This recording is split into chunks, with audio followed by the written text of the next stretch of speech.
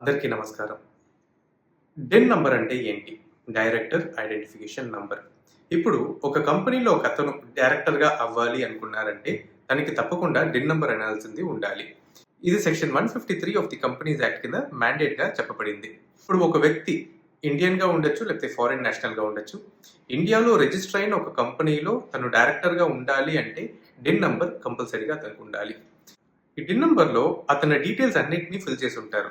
అతని పేరు, అతని నాన్నగారి పేరు, అతని address, mobile number, email ID, ఇంతకు ముందు ఎన్ని కంపెనీస్‌లో అతను డైరెక్టర్‌గా ఉన్నారు, ఇప్పుడు ఎన్ని కంపెనీస్‌లో డైరెక్టర్‌గా ఉన్నారు అని అన్ని డీటెయిల్స్‌ని ఆ డిన్ నంబర్‌లో ఫీడ్ చేసేస్తారు.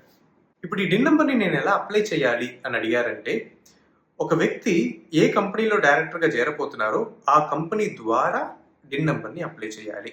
ఈ డిన్ నంబర్‌ని అప్లై చేయడానికి కంపెనీ సెక్రటరీ లేకపోతే చార్టర్డ్ అకౌంటెంట్ హెల్ప్‌ని కూడా తీసుకోవచ్చు. ఇప్పుడు నేను 2, 3 కంపెనీస్‌లో డైరెక్టర్‌గా ఉన్నాను. అంటే ఒక్కొక్క కంపెనీకి నేను ఒక్కొక్క డిన్ నంబర్ తీసుకోవాలా అని అడిగారంటే అలా కాదు. ఒక వ్యక్తికి ఒక డిన్ నంబరే ఉండాలి. ఒక డిన్ నంబర్ కన్నా ఎక్కువ డిన్ నంబర్ ఉంది అంటే ₹10,000 పెనాల్టీ వేస్తారు. అది వైలేషన్. అప్పుడు ఒక్క డిన్ నంబరే ఉండాలి. ఆ ఒక్క డిన్ నంబర్‌తో అన్ని కంపెనీస్‌లో తను డైరెక్టర్‌గా ఉంటారు. ఈ డిన్ నంబర్ నేను ఎక్కడ యాక్చువల్‌గా యూజ్ చేస్తానని అడిగారంటే, ఒక డైరెక్టర్ తన అఫీషియల్ కెపాసిటీలో ఎక్కడ సైన్ చేసినా కూడా తన సైన్ పక్కన ఈ డిన్ నంబర్‌ని మెన్షన్ చేయాలి.